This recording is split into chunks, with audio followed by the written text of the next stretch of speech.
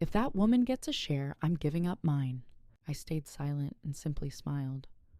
He had no idea the estate was worth $11 million. I'm so glad you're here. Follow this story to the end and drop a comment with the city you're watching from so I can see how far it travels.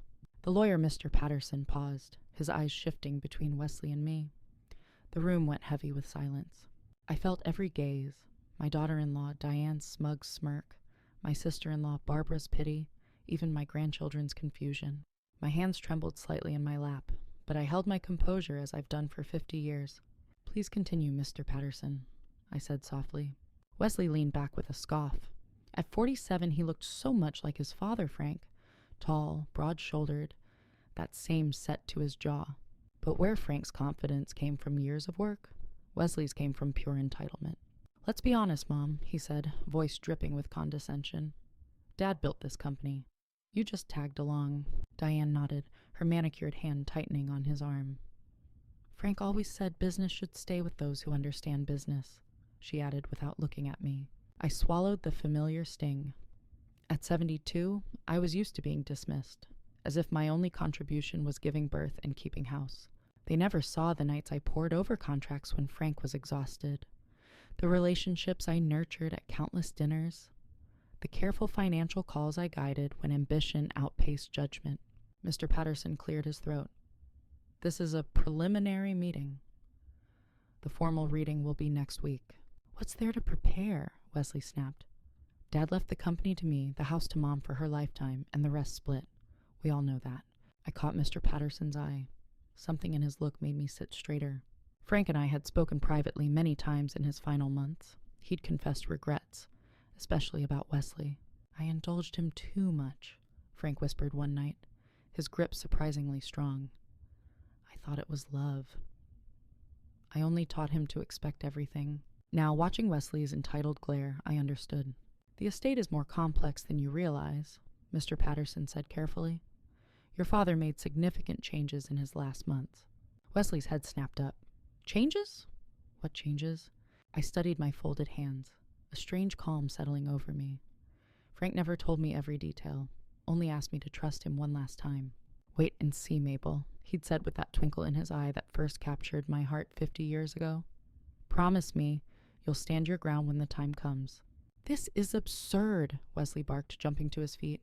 Whatever Dad did, I'll challenge it. Mom can't run a business. She'd ruin it in a month. Wesley, I said gently, finally breaking my silence. Your father built Harrington Manufacturing over 45 years. Don't you think he earned the right to decide its future? He looked at me as if I'd spoken nonsense. He meant for me to have it, not his housewife who can barely use a smartphone. The casual cruelty stung, but I didn't flinch. Behind his bravado, I saw something new. Fear. He needed this inheritance more than I'd realized. As the room emptied, Diane bent close, her voice a low warning. Don't get any ideas, Mabel. Wesley will fight for what's his. I patted her hand lightly. We all get what we deserve in the end, dear. When I was finally alone, Mr. Patterson looked at me with quiet concern. Are you all right, Mrs. Harrington? I nodded, a strange lightness filling my chest. Frank knew exactly what he was doing, didn't he? Mr. Patterson's professional mask cracked into the faintest smile. Your husband was a very wise man. He cared for you more than you probably ever realized. As I gathered my purse, I thought of the secret Frank had left behind. An 11 million fortune Wesley knew nothing about. Next week would change everything. For the first time in decades, I was looking forward to the future. The days crawled by until the next meeting. Alone in the house Frank and I had shared for 43 years, I wandered room to room, brushing my fingers over familiar surfaces.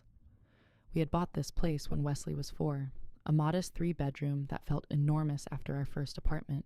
Frank had just secured his first major contract. I had recently given up my teaching career, just for a little while, he'd promised. But a little while stretched into decades.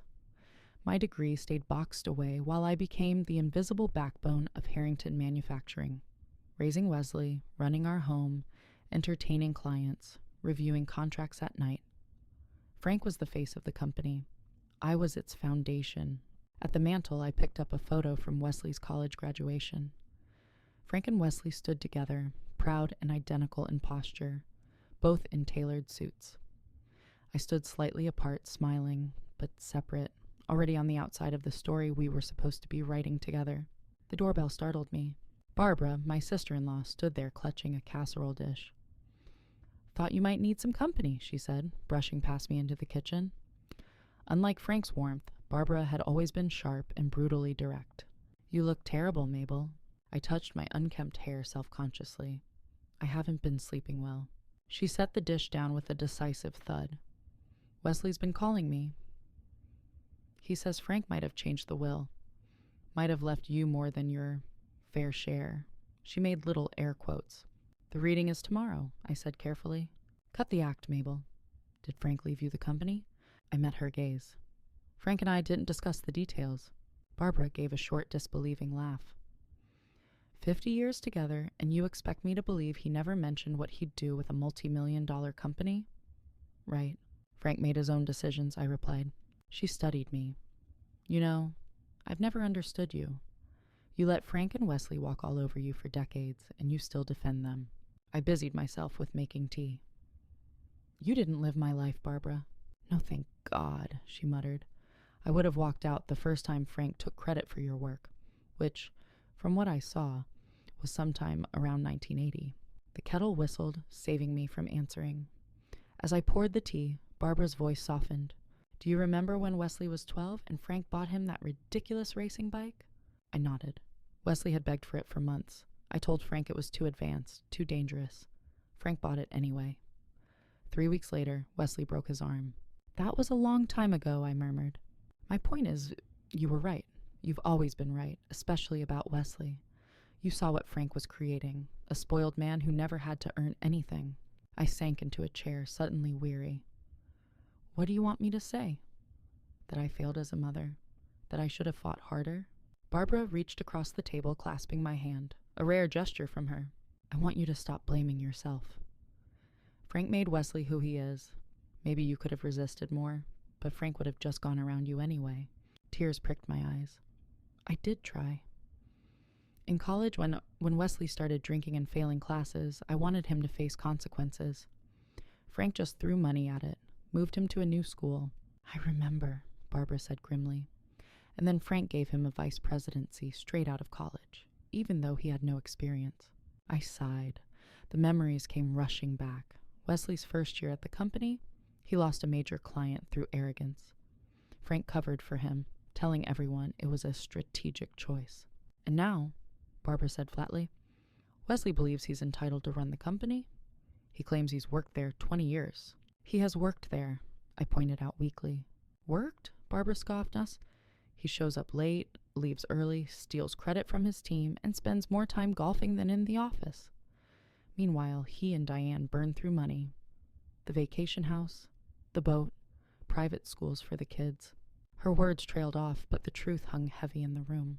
I looked up sharply. "How bad is it?" Barbara hesitated. "There are rumors, Mabel. Wesley's been spending money he doesn't have, counting on the inheritance. They're buried in debt." It wasn't shocking. Wesley and Diane had always lived far beyond their means. Lately, they'd been pushing Frank to put the succession plan in writing, as if Wesley's future control of the company were guaranteed. "Did Frank know?" I asked quietly. Barbara nodded. "Jim in accounting flagged some shady transactions about 6 months ago. Wesley's been giving himself unauthorized bonuses, billing personal expenses to the company. 6 months ago, right when Frank began those serious private talks with me and Mr. Patterson, the timing finally clicked. After Barbara left, I walked to Frank's study, a room I'd barely entered since his death. His presence filled the space. The leather chair molded to his frame, the faint trace of his cologne. I ran my hand along the desk, remembering late nights when I brought him coffee, when we discussed contracts and strategies as equals, even if no one else knew it. In the bottom drawer, I found a small leather journal I'd never seen. Inside, in Frank's careful handwriting, was a letter addressed to me. "My dearest Mabel," it began. "If you're reading this, I'm already gone, and you're wondering if you spent your life as a doormat. The answer is yes and no. Yes, I leaned on your generosity and brilliance too often. No, it wasn't your fault. It was mine for being too proud to admit how much I needed you. Page after page, Frank confessed how he'd watched Wesley grow into a man of charm without substance, how he'd enabled it. I can't undo the past, he wrote, but I can shape the future. Forgive me for the pain that's coming, but it's necessary. Wesley needs to learn what we never taught him. Nothing valuable comes without earning it. I'm trusting you to be stronger than I ever was. All my love, Frank. My hands trembled as I closed the journal. Tomorrow I would learn exactly what Frank had planned, and why Wesley was so afraid. The next morning, hours before the final will reading, I decided to see my grandchildren. Wesley and Diane always controlled my time with them, scheduling visits like delicate treaty talks. But today I didn't call ahead. I simply drove to their sprawling Tudor-style home and rang the bell. Maria, the housekeeper, opened the door, eyes wide. "Mrs. Harrington, I didn't know you were coming." "Is Diane home?" I asked, already certain she was at her weekly tennis lesson. "No, ma'am. Just the children. They're finishing breakfast." "Perfect," I said with a smile. I thought I'd surprise them. Maria hesitated, clearly unsure whether to let me in without Diane's approval, but respect for the family matriarch won. She stepped aside. Emma and Jacob, 12 and 10, sat at the kitchen island in their pajamas, though it was nearly 10 o'clock. They looked up in surprise. "Grandma?" Emma asked, her voice uncertain. "Mom didn't say you were coming." "It's a surprise visit," I explained, setting my purse down. "I missed you both." Jacob, always the more affectionate, hopped down to give me a quick hug before retreating. Emma stayed seated, watching me carefully. "Are your parents around?" I asked, though I knew the answer. "Dad's at work," Jacob said. "Mom's at tennis." I nodded, settling on a stool. "How's school going?" Emma shrugged. "Did you finish that science project on ecosystems?" I asked. Her eyes widened slightly. "You remember that?" "Of course," I said gently. "I remember everything you tell me." A flicker of confusion crossed her face. "But Mom said you don't really listen. That you're distracted." My heart tightened, but I kept my expression calm. "What else does your mom say about me?" The children exchanged glances. "You can tell me," I assured them. "I won't be upset." Jacob bit his lip. "She says you never wanted Dad to be born. That you were angry you had to give up your job to raise him. The cruelty of it stole my breath. I had loved Wesley from the moment I first held him. Yes, I'd mourned the career I left behind, but I'd never regretted my son." Emma added quietly, "She says you tried to convince Grandpa Frank not to let Dad work at the company because you were jealous." I closed my eyes briefly, steadying myself. "Do you believe that?" Both children stared down at their cereal. "It's all right," I said softly. "These are complicated grown-up matters. What I want you to know is simple. I have always loved your father, and I love both of you more than anything. I spent the next hour truly talking with my grandchildren. Maybe for the first time." Without Diane hovering, they slowly relaxed, sharing stories about school, friends, and small adventures I'd never heard. I realized how little I actually knew about their lives, how carefully Diane had kept them at a distance. As I prepared to leave, hoping to be gone before Diane returned, Emma suddenly asked, "Grandma, are you and Dad fighting about Grandpa's money?" I paused, choosing each word with care. "Your grandfather worked hard his whole life. He wanted to be sure what he left behind would be used wisely. Dad says you're trying to take what belongs to him," Jacob blurted. A wave of sadness swept through me. "Is that what he told you?" Emma nodded solemnly. "He was really upset.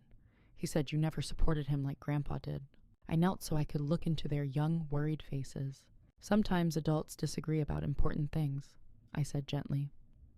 "But that never changes how much we all love you. Whatever happens with Grandpa's will, you will always be my precious grandchildren." Driving home, I could barely see through my tears. Diane hadn't just poisoned my relationship with them. She'd rewritten our entire family story, casting me as the jealous mother who tried to hold her son back. I pulled over, the hurt so sharp it stole my breath. All these years, I'd thought Wesley's dismissiveness came from Frank's indulgence or simple pride. I hadn't imagined he believed I wanted to stop his success. When I finally reached my house, a familiar car was waiting in the drive.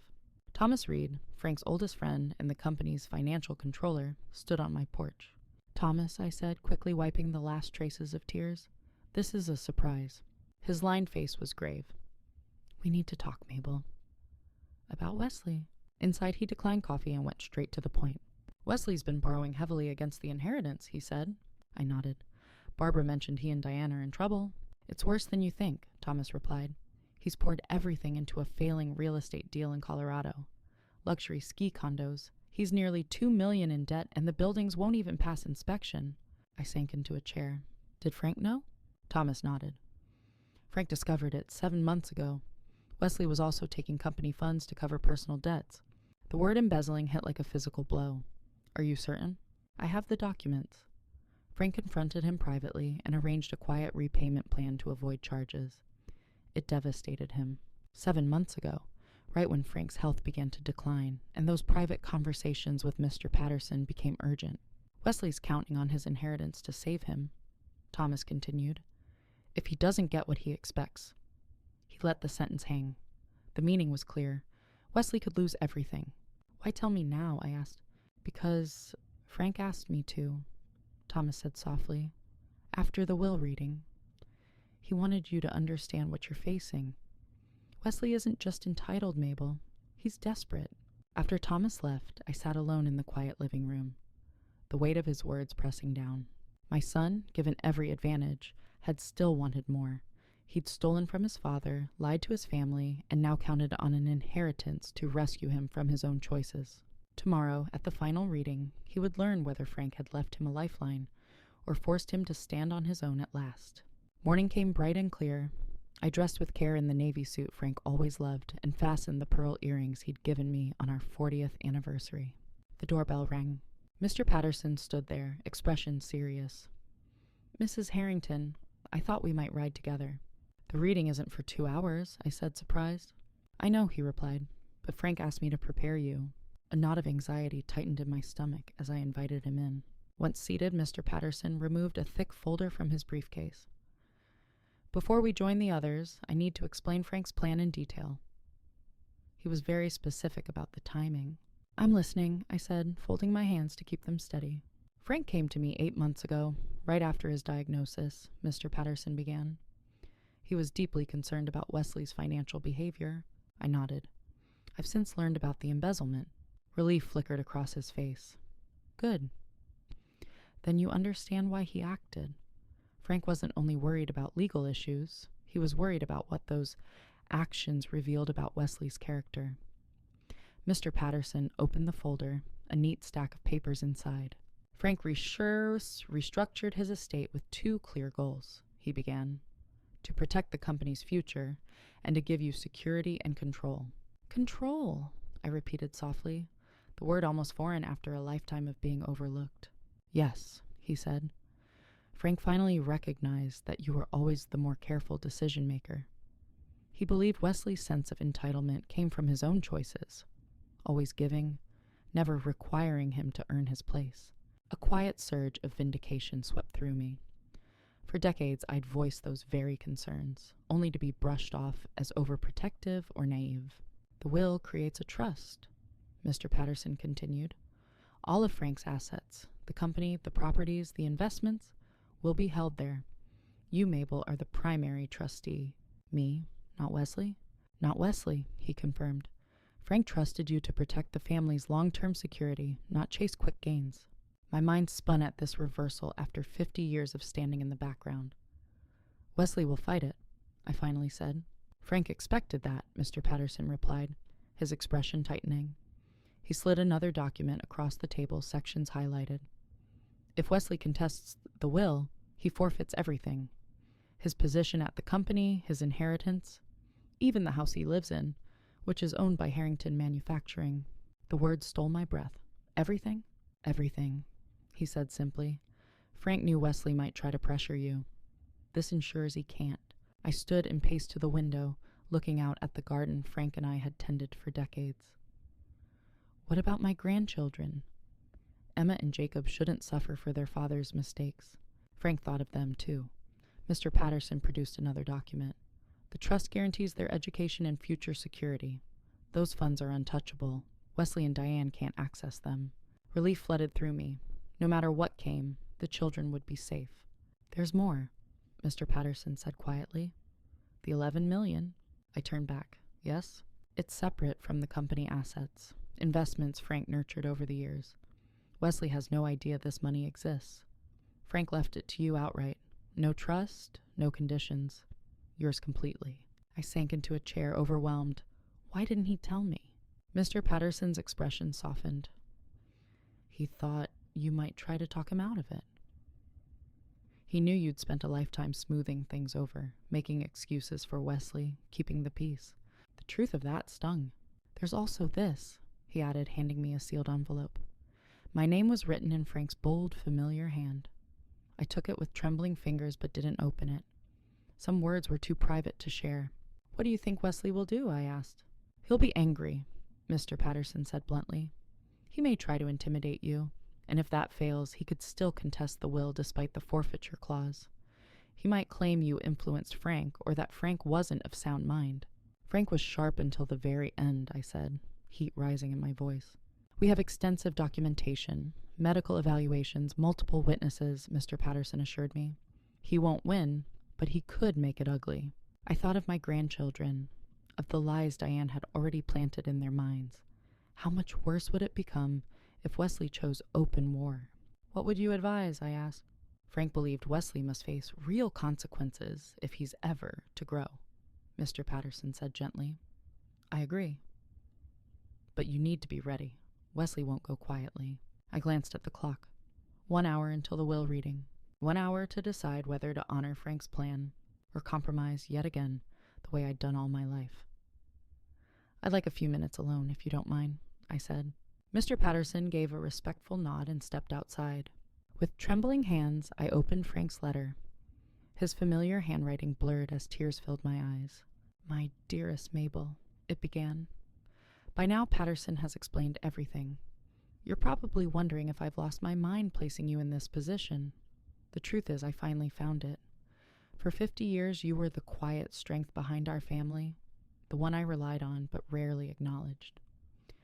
Publicly, I let you fade into the background while I took the credit. I failed Wesley even more. I gave him everything except the one thing he truly needed: limits, consequences, the chance to earn success. Now, he's a man who believes he deserves what others build. I can't undo the past, but I can shape the future. Wesley must learn what I never taught him, and you must claim the authority you've earned. It won't be easy. He'll fight, he'll rage, he'll try every trick he knows, but you, my love, are stronger than you realize. You've always been the true power in this family. It's time everyone else sees it. All my love, now and always. Frank. I pressed the letter to my heart, then dried my tears, reapplied my lipstick, and told Mr. Patterson I was ready. Frank was right.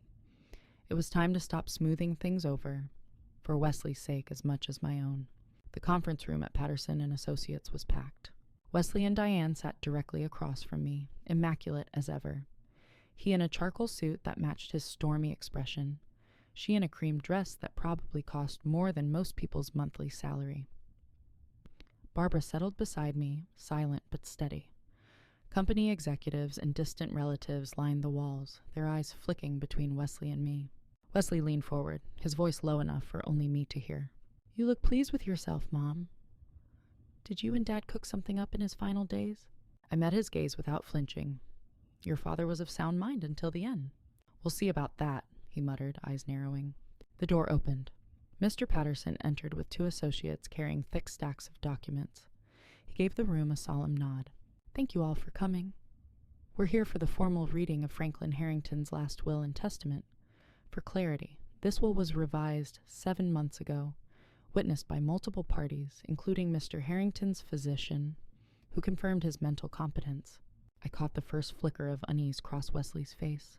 Mr. Patterson adjusted his glasses and began the legal preamble, but I barely heard it. I was watching my son, my heart aching for what was about to happen. No mother wants to see her child hurt, even when the lesson is necessary. Now, to the disposition of assets, Mr. Patterson announced. A hush settled over the room. Franklin Harrington established the Harrington Family Trust, into which all company holdings, properties, and investments have been placed. The trustee, with full authority over all business decisions and distributions, is Mabel Eleanor Harrington. A ripple of surprise moved through the crowd. "That's impossible," Wesley said, his voice dangerously quiet. "There must be some mistake." "There is no mistake," Mr. Patterson replied evenly. "Mrs. Harrington has sole authority as trustee." Diane's hand tightened on Wesley's arm. "What about Wesley? He's the only child, the heir." Mr. Patterson continued without pause. "Wesley James Harrington will remain Vice President of Operations, reporting directly to the Board of Directors, chaired by Mrs. Harrington." Wesley's face shifted from shock to fury. "This is absurd. My mother knows nothing about running a company. Dad built that business. I worked beside him for 20 years, and now you're telling me she is in charge?" "Your father's decision was clear," Mr. Patterson said calmly. "My father was dying," Wesley snapped. "He wasn't thinking clearly." "Mom obviously influenced him when he was vulnerable." The accusation burned, but I kept my voice steady. "Wesley, please." He slammed his palm on the table. "I will not let you steal what's rightfully mine. I'll contest this. I'll fight with everything I have." Mr. Patterson cleared his throat. "Before you make that decision, Mr. Harrington, you should be aware of the contest clause." "The what?" Wesley demanded. "If any beneficiary contests this will or interferes with the trust's administration," Mr. Patterson said, his voice measured and precise, "they forfeit all benefits, completely and irrevocably." The room fell silent. Wesley gave a short, incredulous laugh. "You're bluffing." Without a word, Mr. Patterson slid a highlighted document across the table. I watched Wesley's eyes move down the page, his expression shifting from disbelief to dawning horror. "This is insane," he whispered. "He's cutting me off if I object to this travesty?" "Not cutting off," Mr. Patterson corrected calmly. "The trust provides for your continued position and a generous annual distribution if you fulfill your duties. But yes, if you contest the will, you lose everything, including your role at the company." Wesley turned on me, eyes blazing. "You did this? You turned him against me." I shook my head, sadness heavy in my voice. "No, Wesley. Your own actions did that." Confusion flickered across his face. "Your father knew about the embezzlement," I said quietly. "He knew about the failed real estate deal. The $2 million in debt. All of it." A low ripple of discomfort spread through the room as executives exchanged uneasy glances. "That's a lie," Wesley hissed. "Thomas Reed gave him the documentation," I continued, my voice steady though my heart ached. "Your father protected you from criminal charges, but he couldn't ignore what it said about your character." Diane turned sharply toward him, alarm flashing in her eyes. "What is she talking about, Wesley? What embezzlement?" He ignored her, fury fixed on me. "You had no right to air my personal business in front of everyone." "These are the people whose jobs you risked," I replied evenly. "The company that's carried your lifestyle could have faced serious consequences." "Enough," Wesley shot to his feet. "I won't be lectured by a woman who's never worked a day in her life. Dad built that company. I helped it grow. You have no claim to it." Mr. Patterson's voice cut through the tension. "There is still more you need to hear, Mr. Harrington." "I don't care," Wesley snapped at this is going to court. Mom can enjoy her little power trip for now, but it won't last." He turned to leave, but Mr. Patterson's next words froze him in place. In addition to the company assets, Franklin Harrington held personal investments valued at approximately $11 million. Wesley stopped cold. "What did you say?" $11 million, Mr. Patterson repeated, "separate from the company. Accumulated over the past 30 years. Wesley slowly turned back, his face unreadable. "And I suppose that goes into this trust, too." "No," Mr. Patterson said simply. "That amount is left directly to Mrs. Harrington, without restrictions or conditions." The room went silent. Wesley stared at me as if seeing me for the first time. $11 million, he said flatly. "Dad left you $11 million outright." I nodded, keeping my voice calm even as my pulse raced. "He did." Wesley let out a harsh, bitter laugh. "All these years you played the humble housewife, the selfless supporter. And all along, you were just waiting to take control." "That's not true," I said quietly. "I never wanted this, Wesley. I only wanted our family to be whole. Our family? His voice was pure venom. There is no family anymore. You destroyed that. Diane, silent until now, reached for his arm. Wesley, don't. Let's think this through. This isn't the place. Think about what? He snapped. How my mother stole my birthright? Think about our options, she said tensely, eyes darting to the watching crowd. But Wesley ignored her, turning his rage back to me. I'll fight this. I don't care about that clause. No court will uphold this theft. Mr. Patterson cleared his throat. The trust also provides for Emma and Jacob's education and long-term security. Those funds are locked for them alone, regardless of any dispute. Wesley's face twisted with fury. So now you're bribing my children, trying to turn them against me? No, I said firmly. Your father and I wanted to ensure their future no matter what. Their future is my responsibility, he shot back. You think you can buy their loyalty with trust funds? This isn't about loyalty, I replied, meeting his glare. It's about making sure they never suffer for anyone else's financial mistakes. The unspoken truth settled heavily between us. I knew exactly how precarious his finances were. This meeting is over, he said finally, his voice like ice. Come on, Diane. We're leaving. As they stormed out, a low murmur spread across the room. I remained perfectly still, Frank's letter a steady weight in my pocket. The hardest part was done. Now came the aftermath. 3 slow months would pass before the next chapter began. The shock of the will reading rippled through our family, and the company like a stone dropped into still water, each wave spreading farther than I could have imagined. Wesley visited 5 different attorneys, each delivering the same verdict. Frank's will was airtight. Every signature, every witness, every medical evaluation confirmed that Frank had been clear-minded and deliberate. Any challenge would fail and trigger the forfeiture clause, leaving Wesley with nothing. During those months, I immersed myself in the company Frank and I had built together. Thomas Reed became my steady guide, explaining the inner workings I had once observed only from the sidelines. To my surprise, the numbers, contracts, and strategies felt familiar. Years of late-night conversations with Frank and of quietly reviewing documents had given me more preparation than I'd ever realized. Some employees greeted my leadership with caution, others with quiet support. I made no sweeping changes. Instead, I focused on careful, steady management, the kind Frank would have trusted. Wesley, meanwhile, disappeared from both the office and family gatherings.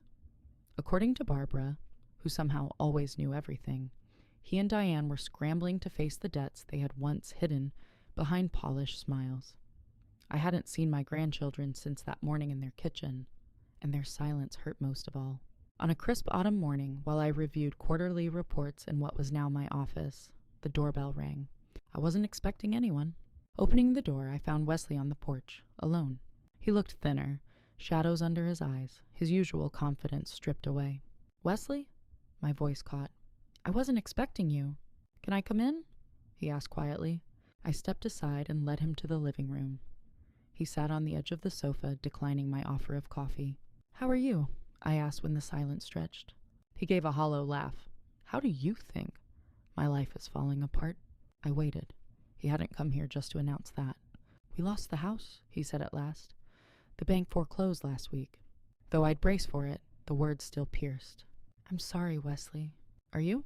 He asked, but without the bite I expected. It's what Dad wanted, isn't it? For me to lose everything. I shook my head. Your father wanted you to understand the value of what you had. He wanted you to become the man he knew you could be. Wesley stared at his hands. We're staying with Diane's sister for now. It's humbling, to say the least. And the children? I asked, careful to hide the hope in my voice. They're confused. Angry. They don't understand why we had to leave. Why they had to change schools. Guilt tightened in my chest. Wesley, I never wanted them to suffer. I know, he said softly, surprising me. Diane told me about your visit, about what the kids said you told them. I tensed, unsure what he would say next. You didn't speak badly of me, he continued. You could have. But you didn't, even after everything I said about you. I reached across the coffee table, laying my hand gently over his. You're my son. No matter what, that doesn't change. His eyes filled with tears, something I hadn't seen since he was a boy. I've made such a mess of everything. Mom, the company, my marriage, my children's security. It's not too late to fix things, I said quietly. He looked up sharply. Is that why you think I'm here? To beg for money? No, I answered honestly. I think you're here because you're my son and you're in pain. Wesley's shoulders sagged, the last of his anger slipping away. Diane left, he said abruptly. She's filing for divorce. Says she didn't sign up for financial ruin. Despite everything Diane had done, I felt a pang of sympathy. I'm sorry to hear that. Are you? This time his question held real curiosity. After the way she treated you? After what she told the kids? I'm sorry for your pain, I clarified gently, and for what this means for Emma and Jacob. He nodded slowly. They're asking about you, you know. Especially since Diane left. They want to know if the things she told them were true. A small, cautious hope bloomed in my chest. And what did you tell them? I asked. The truth, Wesley said simply. That their grandmother is a good person who loves them. That I've been unfair to you. Tears pricked my eyes. I'd like to see them, if that's possible. That's partly why I'm here, he admitted. They need stability, someone they can count on. The unspoken request hung between us. They're always welcome here, I assured him. And so are you, Wesley. He nodded, eyes lowered. I don't know what happens next, Mom. I've lost almost everything. My marriage, my home, probably my job too. Once the board sees how badly I mismanaged my department, I chose my words carefully. Your father left the company in my hands because he trusted my judgment. If I decide you deserve another chance, a real one, would you be willing to earn it this time? Wesley looked up, a flicker of old defensiveness crossing his face. What does that mean? It means starting over, I said firmly. A lower position, reduced salary, oversight of your work. It means proving yourself, not as Frank Harrington's son, but as an employee who adds value. He was silent for a long moment. And if I refuse, that's your choice, I said evenly. The trust provides for Emma and Jacob no matter what. You won't starve, but you won't live the life you're used to either. Wesley walked to the window, gazing out at the garden where he'd once played as a boy. Dad really thought this through, didn't he? He did, I said. He loved you enough to give you what you needed, not just what you wanted. Wesley turned back, his expression more vulnerable than I'd seen since he was a child. And you, Mom? After everything I've said and done, how can you still be willing to help me? I joined him at the window. Because I'm your mother, and because I believe people can change when they have to. Even someone as selfish as me? His voice was barely a whisper. Especially you, I said, touching his cheek gently. Because underneath everything, you're still the boy who cried when his goldfish died, who once gave his allowance to a homeless man, who held his newborn daughter as if she were made of glass. Tears slipped down Wesley's face. I don't deserve another chance. Maybe not, I agreed softly. But you're getting one anyway. What you do with it is up to you. 2 weeks later, Wesley and the children moved into the guest house. He started in the purchasing department, a steep drop from vice president, but the perfect place to learn the business from the ground up, the way he should have decades ago. The transition wasn't easy. Old habits surfaced. There were days he bristled at taking orders from people who'd once reported to him. But slowly, he began to change. The greatest joy came from having my grandchildren close. Emma and Jacob spent afternoons with me after school, slowly shedding the false stories Diane had planted. We baked cookies, planted flowers, and talked, truly talked, about their feelings, their fears, their hopes. One evening, while we prepared dinner, Emma looked up and asked, Grandma, are you and Dad going to be okay now? I glanced through the window where Wesley bent over Jacob's science project, his face patient and intent. I think we're going to be just fine, I told her, and for the first time in decades, I truly believed it. Frank had been right all along. Sometimes love means setting firm boundaries, even when it breaks your heart. Wesley was finally becoming the man he was meant to be, responsible, thoughtful, earning his place instead of expecting it. As for me, at 72, I discovered a strength I'd always possessed but rarely used. The company thrived under my steady leadership. Our family began to heal, and I had finally found my own voice after years of silence. Frank's greatest gift wasn't the money or the company. It was the chance for all of us to become who we were meant to be, free from the old patterns that once held us back. In the quiet of his final plan, we found redemption, Wesley, Frank, and me. A family legacy worth far more than $11 million. Now I'd love to hear from you. What would you have done in my place? Have you faced a turning point where tough love changed everything? Share your thoughts in the comments below. And when you're ready for more, I'm leaving 2 of our audience favorites on the screen, stories that will surprise you. Thank you for watching and for sharing this journey with me.